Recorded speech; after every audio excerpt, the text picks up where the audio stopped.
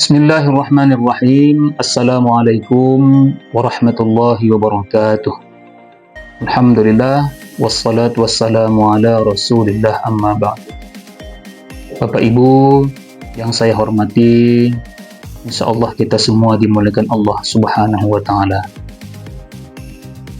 Video ini saya buat dalam rangka melengkapi persyaratan proposal Program Pendanaan Riset Indonesia Bangkit Kementerian Agama atau Morada Air Fund Program tahun 2025. Saya akan memulainya dengan membacakan judul penelitian kami yang telah kami submit,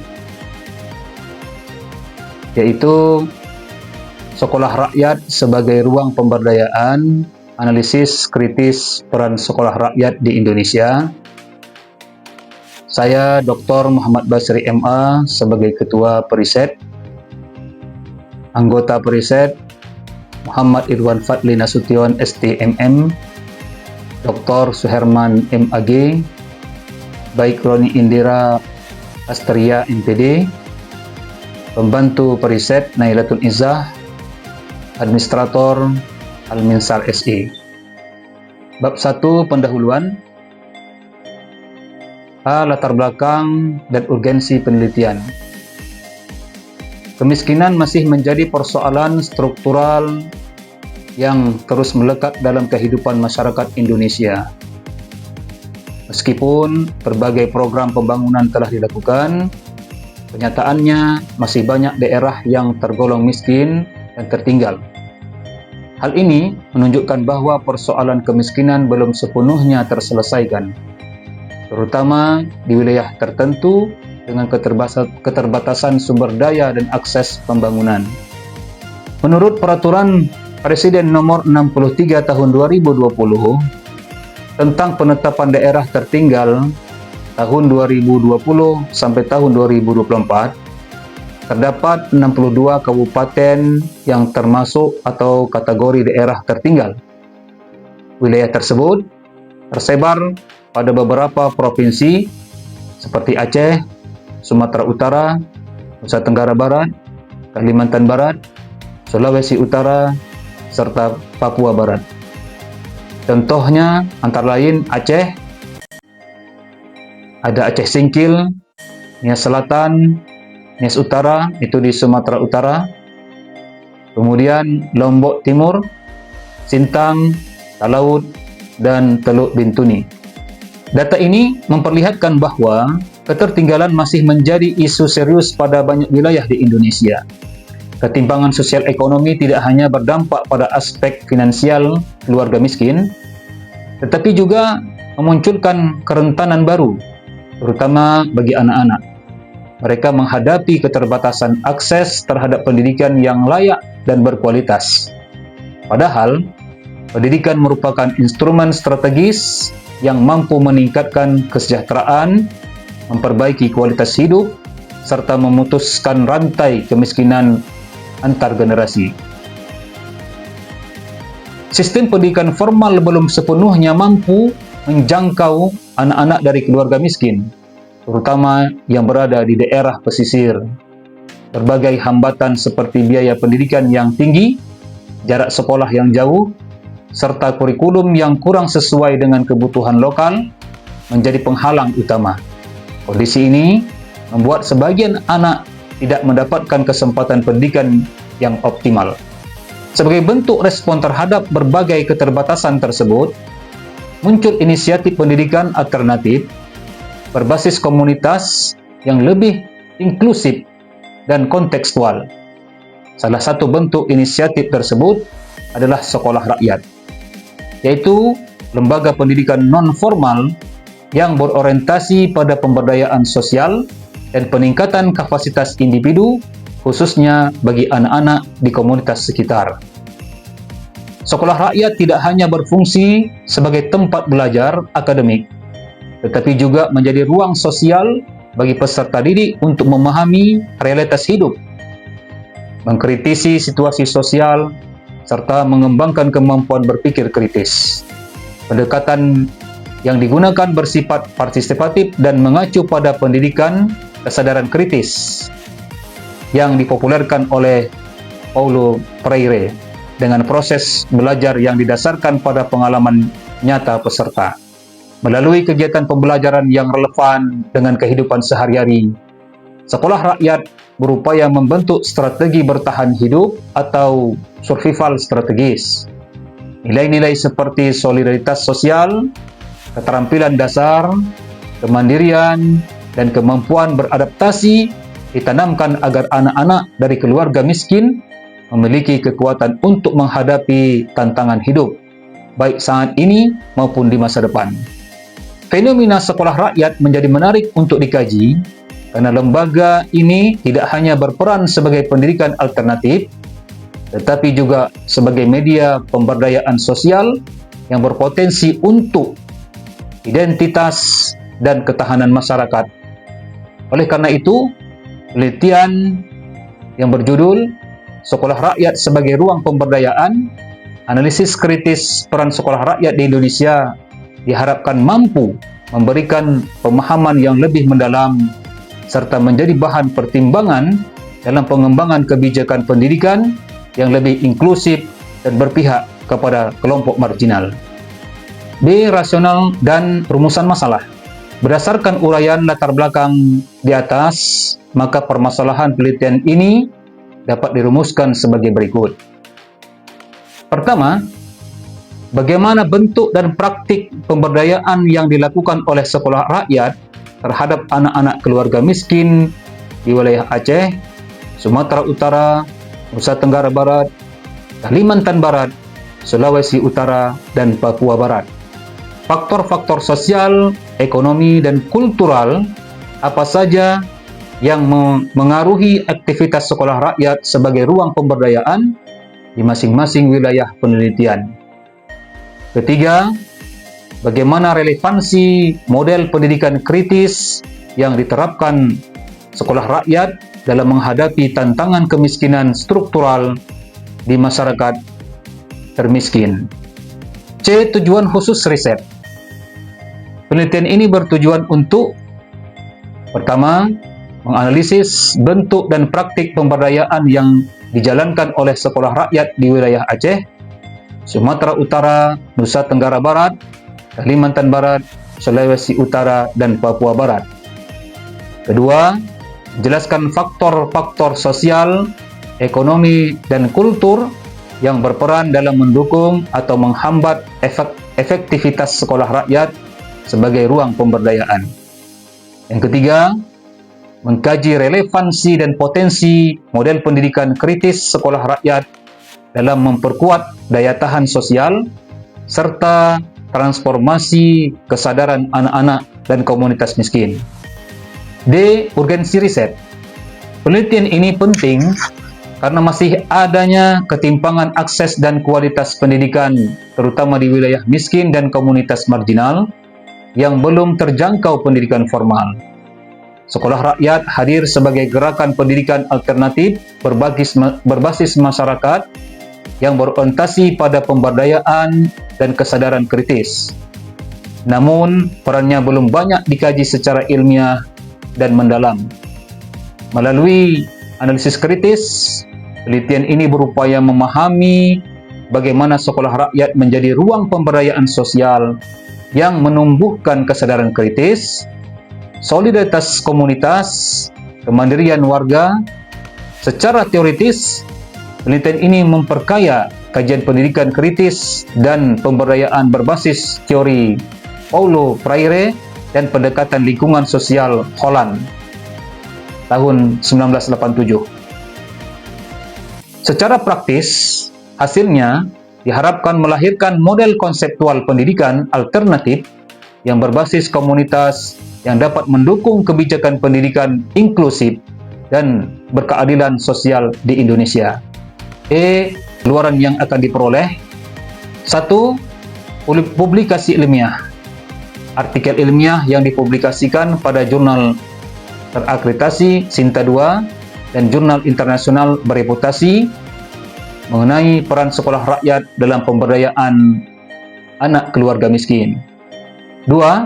Model konseptual pendidikan alternatif, pengembangan model pendidikan berbasis komunitas yang menekankan kesadaran kritis, solidaritas sosial, dan kemandirian warga sebagai hasil sintesis temuan lapangan dan teori pemberdayaan. Yang ketiga, policy brief, rekomendasi kebijakan untuk pemerintah daerah dan lembaga pendidikan terkait penguatan pendidikan non-formal berbasis masyarakat di wilayah miskin kritis.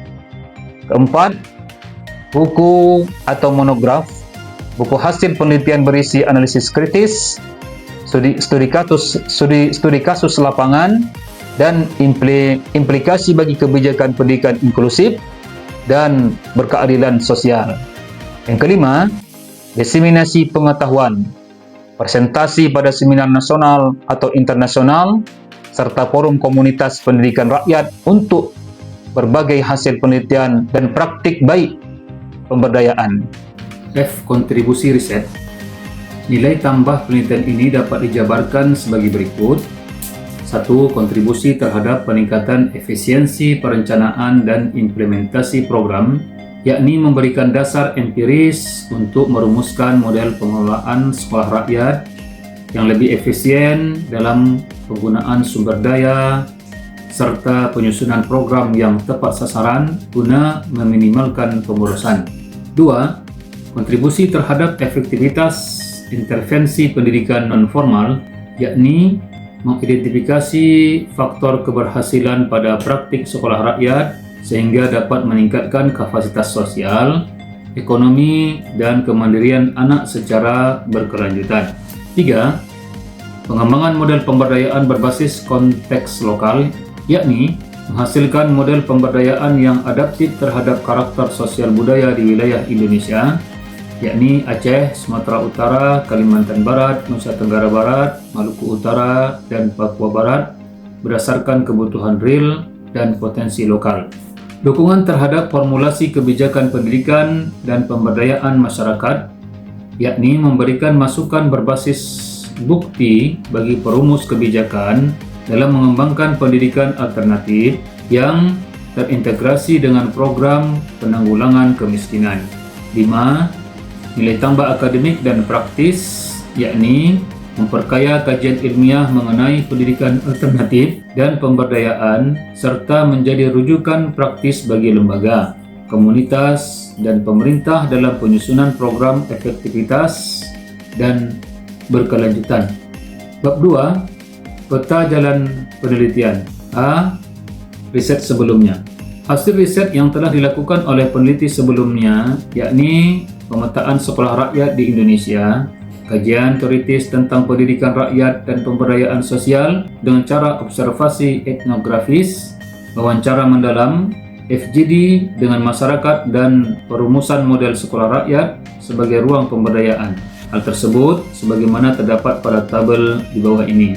Tahun 2021, tahapan eksplorasi, aktivitas yang dilakukan, pemetaan sekolah rakyat di Indonesia, luaran yang dihasilkan yaitu database sekolah rakyat nasional, laporan pemetaan awal, kemudian tahun 2022, tahap konseptualisasi, aktivitas yang dilakukan, kajian teoritis tentang pendidikan rakyat dan pemberdayaan sosial, luaran yang dihasilkan, artikel ilmiah nasional Sinta 2, draft model konseptual, serta linknya ada di sini. Kemudian tahun 2023, tahap studi empiris, aktivitas yang dilakukan, observasi etnografis, wawancara mendalam, FGD dengan masyarakat, luaran yang dihasilkan, laporan penelitian lapangan, artikel Sinta 2, sudah ada linknya di sini. Tahun 2024, tahap pengembangan model, aktivitas yang dilakukan, perumusan model sekolah rakyat sebagai ruang pemberdayaan, luarannya, draft model sekolah rakyat berdaya, pendaftaran haki dan model, ini ada linknya. Kemudian B, peta jalan riset sesuai prodi penelitian. Kami menyiapkan peta jalan riset selama 3 tahun. Tahun pertama, aktivitas yang dilakukan, eksplorasi dan pemetaan sekolah rakyat di wilayah Indonesia, Sumatera Utara dan Nusa Tenggara Barat. Tujuannya mengidentifikasi bentuk, visi, dan praktik sekolah rakyat di lapangan, memetakan model pengelolaan dan pola pembelajaran. Luaran yang dihasilkan: peta sebaran sekolah rakyat, kategori dan tipologi sekolah rakyat, artikel ilmiah nasional Sinta 2 dan internasional Scopus, haki dan buku. Sumber pendanaannya LPDP. Tahun kedua, aktivitas yang dilakukan: analisis kritis peran sekolah rakyat sebagai ruang pemberdayaan di Aceh dan Kalimantan Barat. Tujuannya adalah mengkaji praktik pemberdayaan masyarakat melalui pendidikan alternatif, menganalisis nilai-nilai pendidikan kritis dan partisipatif, studi kasus mendalam di 2 provinsi dengan cara FGD dengan masyarakat dan peserta sekolah rakyat, analisis naratif dan tematik, validasi data lintas sekolah. Luaran yang dihasilkan: model konseptual peran sekolah rakyat dalam pemberdayaan, artikel ilmiah nasional Sinta 2 dan internasional Scopus, haki dan buku. Sumber pendanaannya LPDP. Andai kami lulus dalam penelitian ini untuk 3 tahun, kami juga telah mempersiapkan ke tahun ketiganya, yakni tahun ketiga. Aktivitas yang dilakukan: pengembangan model dan formulasi rekomendasi kebijakan di Sulawesi Utara dan Papua Barat, menyusun model konseptual pendidikan rakyat berbasis pemberdayaan, merumuskan rekomendasi kebijakan pendidikan non-formal partisipatif, pengujian model di lapangan, workshop hasil penelitian bersama dengan stakeholder. Luaran yang dihasilkan: buku monograf Sekolah Rakyat sebagai Ruang Pemberdayaan, polisi brief untuk pemerintah dan NGO, artikel jurnal nasional Sinta 2 dan internasional Scopus, haki.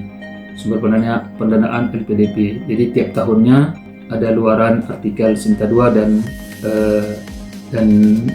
artikel internasional Scopus. C. Peta jalan riset 2 tahun setelah prodi riset.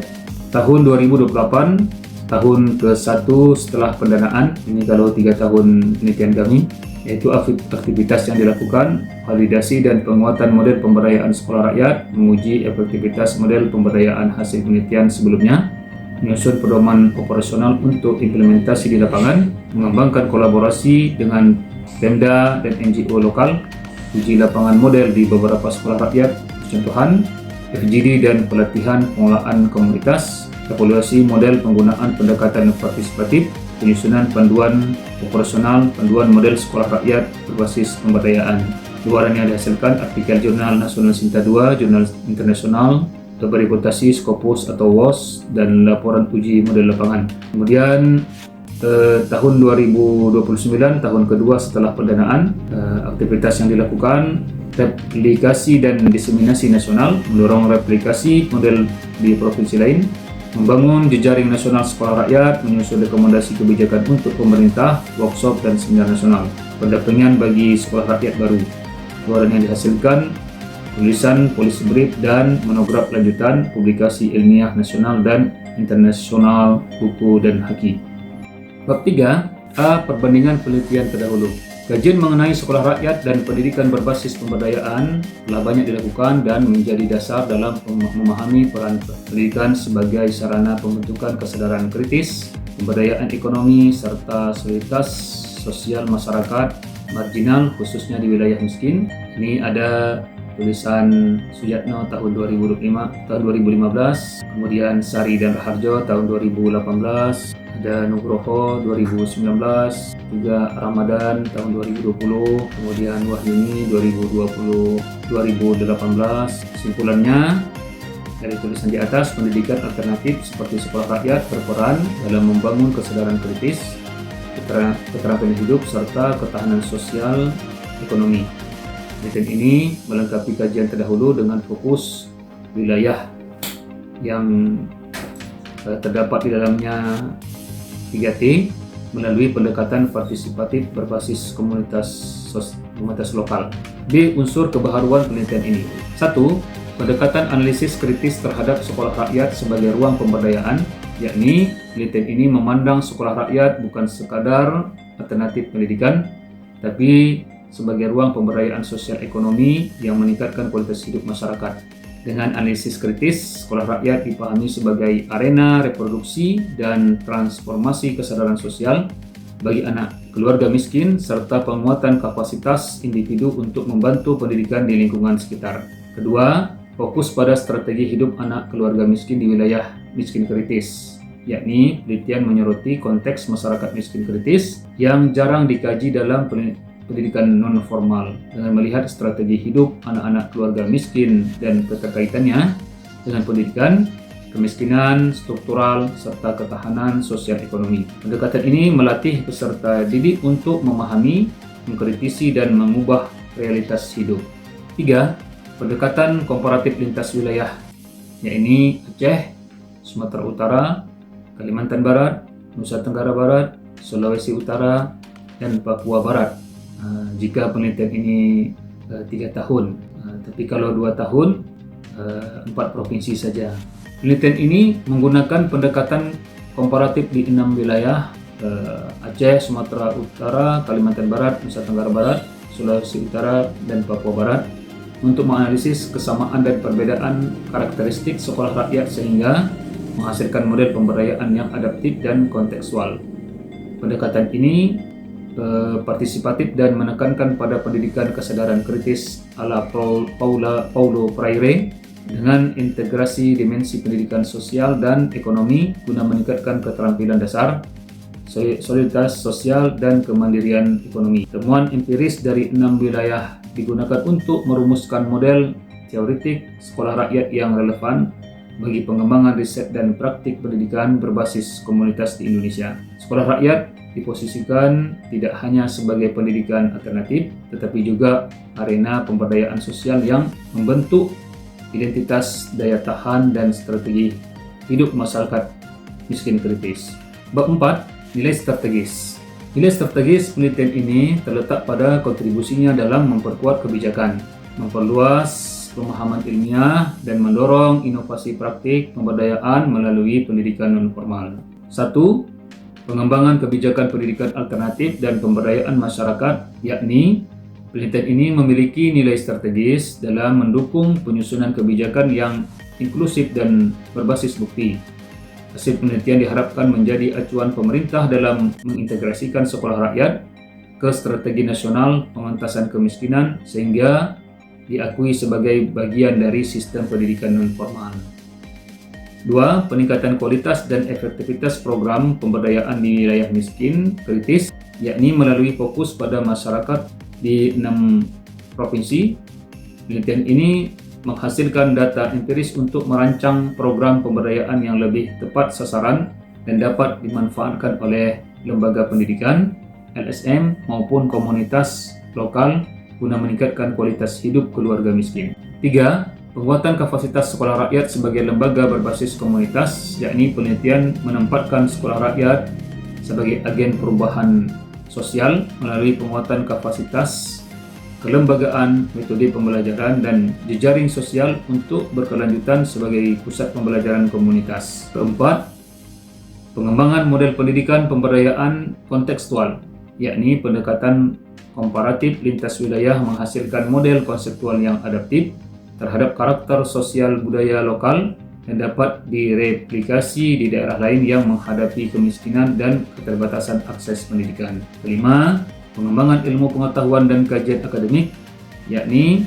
penelitian berkontribusi pada kajian interdisipliner antara pendidikan, sosiologi, dan studi pembangunan, serta memperkaya perspektif teoritis mengenai pendidikan rakyat sebagai sarana pemberdayaan sosial ekonomi dan landasan bagi riset lanjutan. Bab 5. Pendekatan dan jenis penelitian. Penelitian ini menggunakan metode campuran atau mixed method dengan desain sekuensial explanatory. Pendekatan ini menggabungkan 2 tahap. Tahap 1 kuantitatif, yakni mengidentifikasi kondisi internal dan eksternal sekolah rakyat di daerah yang menjadi fokus penelitian menggunakan analisis SWOT.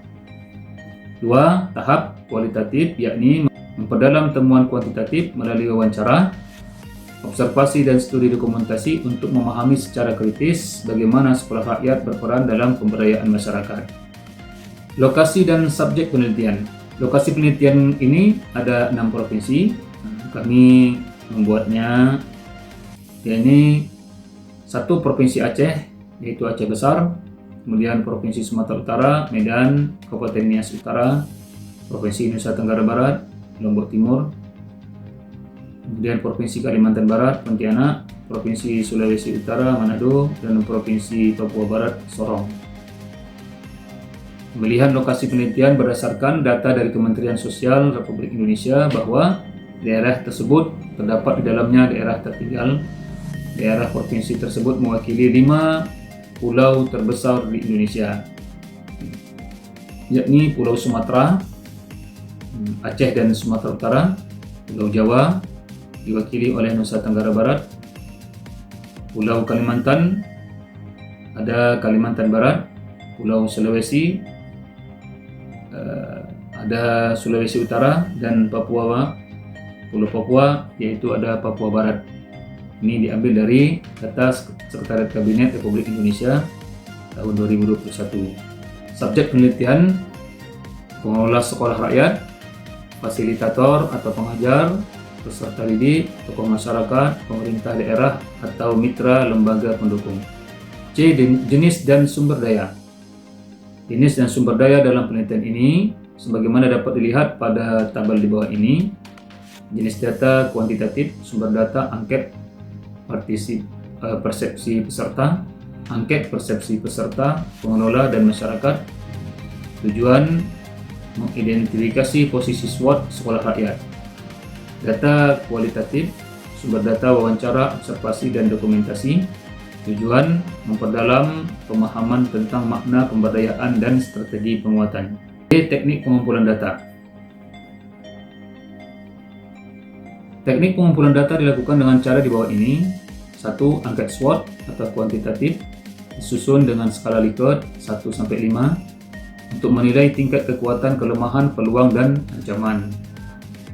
2. Wawancara mendalam atau kualitatif dilakukan terhadap informan kunci untuk menggali makna pemberdayaan, tantangan, dan strategi penguatan sekolah rakyat.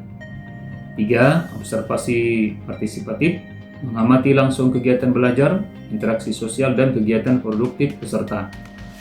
4. Dokumentasi mengumpulkan data sekunder seperti profil lembaga, laporan kegiatan, foto, dan dokumen kebijakan daerah penelitian. Indikator analisis SWOT. Jenis dan sumber data dalam penelitian ini sebagaimana dapat dilihat pada tabel di bawah ini. Jadi aspek SWOT atau strength, aspek SWOT yaitu bagian strength atau kekuatannya,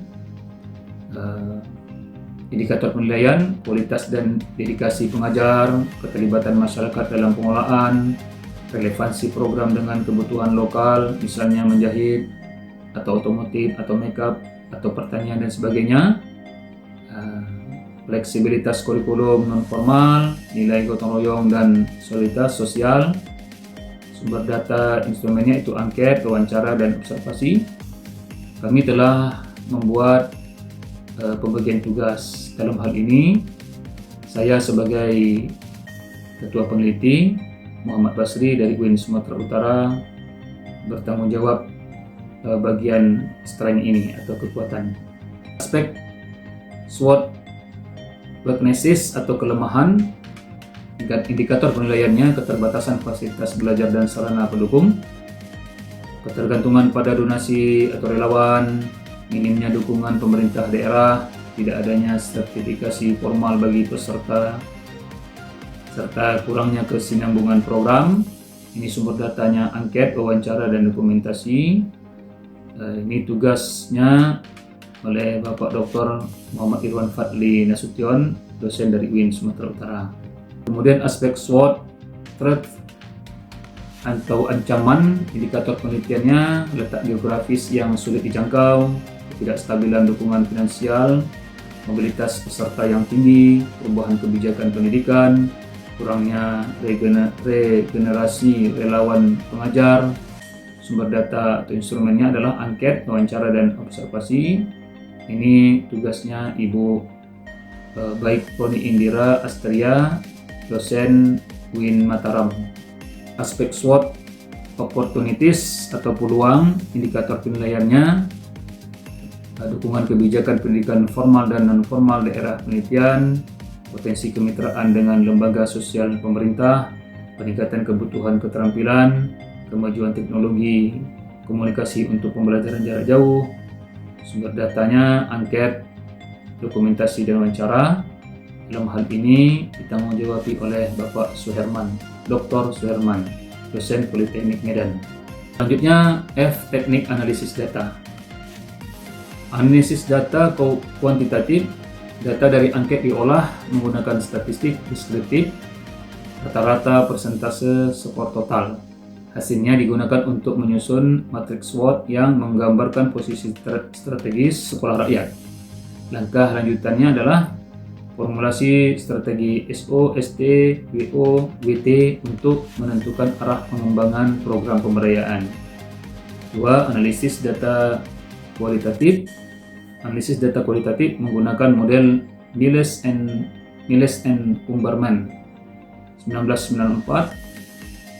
A. Reduktif data, yaitu menyeleksi data dan menyederhanakan data, wawancara, dan observasi.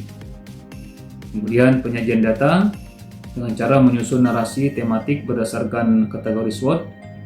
Kemudian penarikan kesimpulan, yaitu menemukan makna dan pola strategi pemberdayaan yang muncul. Integrasi atau mixing, hasil kuantitatif dan kualitatif digabungkan pada tahap interpretasi akhir. Data kuantitatif menjelaskan apa kondisi SWOT sekolah rakyat. Data kualitatif menjelaskan mengapa kondisi itu terjadi dan bagaimana strategi pemberdayaan dilakukan. Validitas dan reliabilitas. Validitas dan reliabilitas data dilakukan sebagai berikut. 1. Kuantitatif, yakni uji validitas isi atau content validity, dan reliabilitas Cronbach alpha. 2. Kualitatif, yakni triangulasi sumber, metode dan waktu, member check dengan informan. Bab 6. Luaran. Adapun luaran yang dihasilkan dari penelitian ini, kami telah merancang 3 tahun, ya. Kalau lulus 3 tahun, kalau 2 tahun pun tidak apa-apa. Penelitian dapat dilihat pada luaran penelitian ini dapat dilihat pada tabel berikut ini. Tahun pertama, jenis luarannya, luaran wajib akademik, yaitu tersusunnya laporan kajian pustaka dan peta sekolah rakyat di wilayah Sumatera Utara dan Nusa Tenggara Barat. Bentuk luarannya itu laporan penelitian tahun pertama. Kemudian jenis luaran lagi, luaran tambahan ilmiah, artikel ilmiah nasional dan internasional, 1 artikel nasional Sinta 2 dan 1 jurnal internasional berreputasi Scopus atau WOS. Luaran tambahan konseptual, draft kerangka konseptual dan desain model analisis sekolah rakyat sebagai ruang pemberdayaan dalam bentuk buku dan haki. Luaran diseminasi, pemaparan hasil awal penelitian seminar nasional. Tahun kedua, luaran wajib akademik, laporan hasil penelitian lapangan dan analisis data wilayah Provinsi Aceh dan Kalimantan Barat, laporan tahunan penelitian. Luaran tambahan, artikel pada jurnal nasional terakreditasi dan jurnal internasional bereputasi, 1 artikel jurnal nasional Sinta 2 dan 1 jurnal internasional bereputasi Scopus atau WOS. Luaran tambahan atau model teoritis, draft model konseptual sekolah rakyat berbasis pemberdayaan sosial ekonomi, draft model dan diagram konseptual. Luaran diseminasi, paparan hasil antara kepada pemangku kepentingan, komunitas dan dinas serta LSM. dalam bentuk workshop atau FGD lintas wilayah. Dan kami telah menyiapkan andai lulus tahun ketiga, luaran wajibnya laporan penelitian lapangan di wilayah Provinsi Sulawesi Utara dan Papua Barat, dan ini akhir penelitian serta sintesis hasil lintas wilayah dalam bentuk laporan akhir terverifikasi, luaran tambahan ilmiah, artikel ilmiah internasional bereputasi Scopus atau WOS, satu artikel dikirim ke Jurnal Nasional Sinta II dan satu internasional bereputasi Scopus atau WOS. Luaran tambahan buku monograf atau naskah akademik tentang sekolah rakyat sebagai ruang pemberdayaan yang ber-ISBN dan naskah siap terbit. Luaran inovatif, implementatif, model konseptual dan implementatif sekolah rakyat berbasis konteks lokal, dokumen model dan panduan implementasi.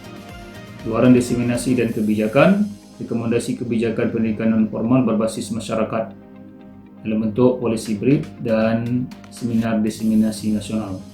Selanjutnya, ringkasan rekap persentase usulan RAB kontribusi mitra. Judul kami, Sekolah Rakyat sebagai Ruang Pemberdayaan Analisis Kritis Peran Sekolah Rakyat di Indonesia. Fokus penelitiannya itu sosial humaniora, kependudukan, kesejahteraan, dan keadilan sosial. Ketua Periset saya Dr. Muhammad Basri MA, asal institusi Universitas Islam Negeri Sumatera Utara Medan. Kami mengusulkan dalam proposal kami ini RAB-nya 3 tahun. Andai lulus 3 tahun kami sudah siap, tapi walaupun 2 tahun kami pun sudah siap juga, karena setiap tahunnya itu kami telah menyiapkan apa-apa saja yang dilakukan serta luarannya. Untuk lebih lengkapnya RAB beserta pengeluarannya secara lengkap, kami juga mengirimkan data tersebut secara lengkap dalam file yang kami kirimkan di Iris Pro, tidak dalam persentase ini. Demikian persentase kami. Kami berharap semoga penelitian kami ini, proposal kami ini bisa lulus dan membawa manfaat untuk membangun negeri tercinta Indonesia. Terima kasih. Assalamualaikum warahmatullahi wabarakatuh.